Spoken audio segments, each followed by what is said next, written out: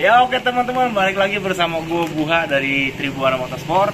Tempatnya jual beli motorsport bekas, second berkualitas, rasa baru.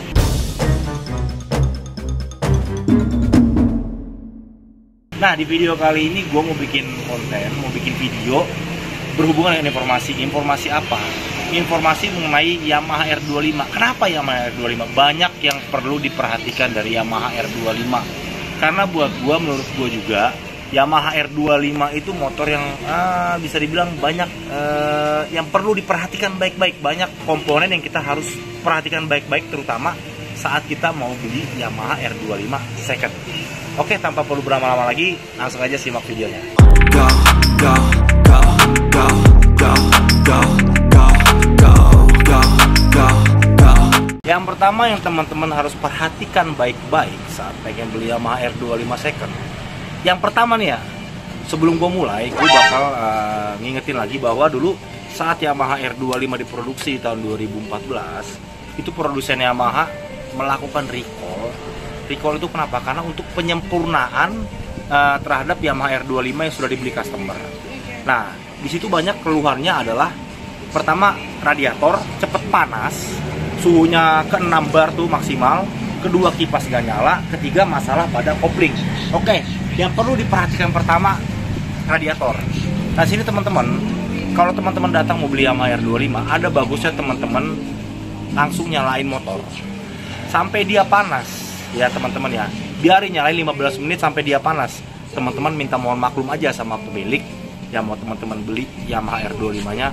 Om sorry, motornya saya coba nyalain sampai 15 menit ya, saya mau ngeliat radiatornya main apa enggak. Cobanya teman-teman nyalain 15 menit, gak usah dibawa jalan, biarin 15 menit, 20 menit, biar dia nyala. Di situ teman-teman bakal tahu, ngelihat tuh indikator suhunya. Dia kalau yang normal ya teman-teman ya, dia itu akan mentok hanya di 3 bar aja. Cuman kalau sudah lewat dari 3 bar, udah 4 bar aja, itu teman-teman tuh harus perhatikan baik-baik gitu, harus memberikan atensi bagus-bagus. Beri juga dia, teman-teman lihat radiatornya intip, kipasnya muter apa enggak. Gak apa-apa, teman-teman duduk aja, teman-teman ngeliatin begini kan, dengerin kipasnya muter apa enggak. Di saat dia sudah 3 bar, harusnya kipas itu muter.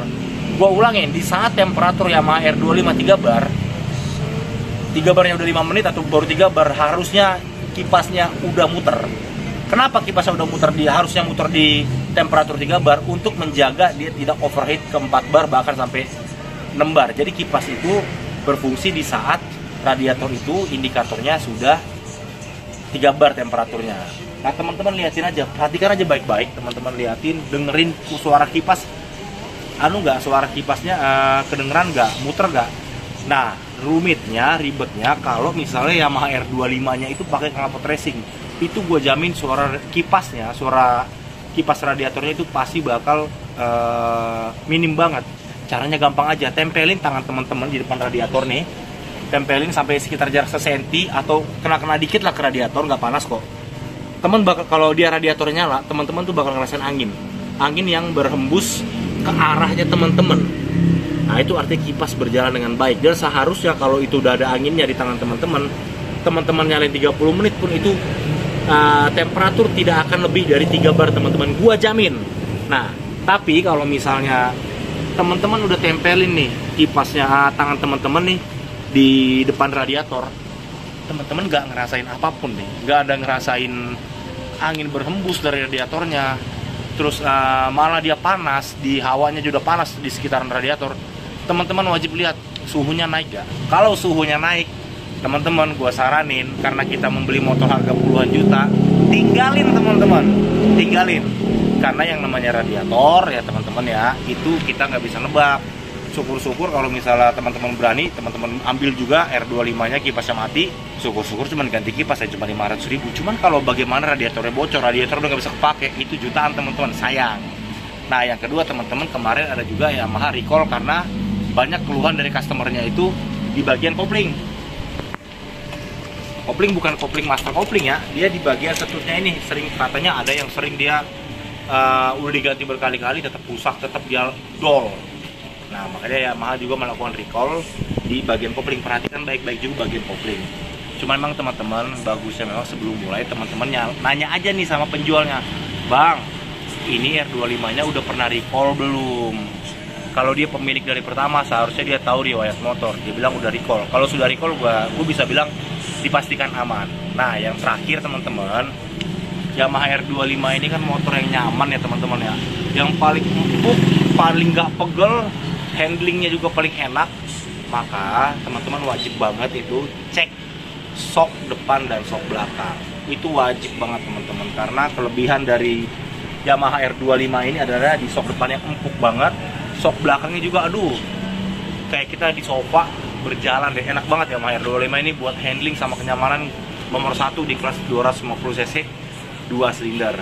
Wajib teman-teman begini aja nih teman-teman, naikin aja nih motor. Kalau mau ngerasain bagaimana sok depan, pencet rem depan. Ini teman-teman, kelihatan ya, ini kan yang kerja sok depannya doang nih. Nih, ini masih empuk banget nih motor R25 nih, punya Tribhuwana Motorsport. Nah, kalau sudah masih main begini, dia masih baliknya masih enak, masih gak keras, gak ada suara apapun dari sok. Saat teman-teman tes sok depannya, teman-teman pindah ke belakang. Nah, kalau untuk belakang, teman-teman gini aja nih. Nah, nih. Nah, sok yang bagus sih kayak begini teman-teman. Sok R25 yang masih bagus, dia teman-teman ayun begini pun sentakannya enak banget, gak cepet, gak lambat, bener-bener membang, enak banget, empuk banget. Dia dicoba-coba begini aja empuk, apalagi kalau jalan teman-teman, empuk banget. Memang kelebihan R25 itu dibanding motor lain, gua akuin di suspensinya enak banget, handlingnya juga enak banget, gak pegel, gak begini kita bawa motor, kita begini juga udah enak nih. Ini R25 kelebihannya handling dan suspensi. Nah, gue rasa juga teman-teman itu aja. Cuman tadi poin yang paling penting adalah dari Yamaha R25, yang paling penting adalah tadi radiator dan kipas. Itu yang harus teman-teman perhatikan baik-baik. Perhatikan baik-baik saat teman-teman mau beli R25 second. Perhatikan baik-baik, pelan-pelan aja periksanya, nggak usah buru-buru. Teman-teman ngeluarin uang 30 jutaan, pelan-pelan aja, santai aja, nggak usah buru-buru teman-teman. Periksain, nyalain tuh motor setengah jam, 20 menit sampai setengah jam nyalain. Perhatiin, ini mungkin bisa di-shoot ke ini ya teman-teman ya. Ini tuh indikator temperatur nih. Kalau dia normal R25, teman-teman nyalain sejam pun, 1 jam pun teman-teman nyalain, dia nggak akan lebih dari 3 bar. Ini kan 1 bar karena belum nggak nyala ya teman-teman ya. Dia tidak akan lebih dari 3 bar. Cuman begitu dia udah 4 bar, 5 bar, apalagi full 6 bar, udah teman-teman tinggalin aja. Karena terlalu beresiko, tinggalin aja. Coba juga tadi seperti yang udah gue jelasin, kipasnya muter gak, tempelin tangan teman-teman ke depan radiator, itu nggak kenapa-napa kok. Rasain anginnya kalau ada. Seharusnya Yamaha R25 tersebut tidak akan lebih indikator temperaturnya dari 3 bar, atau bisa gue bilang aman.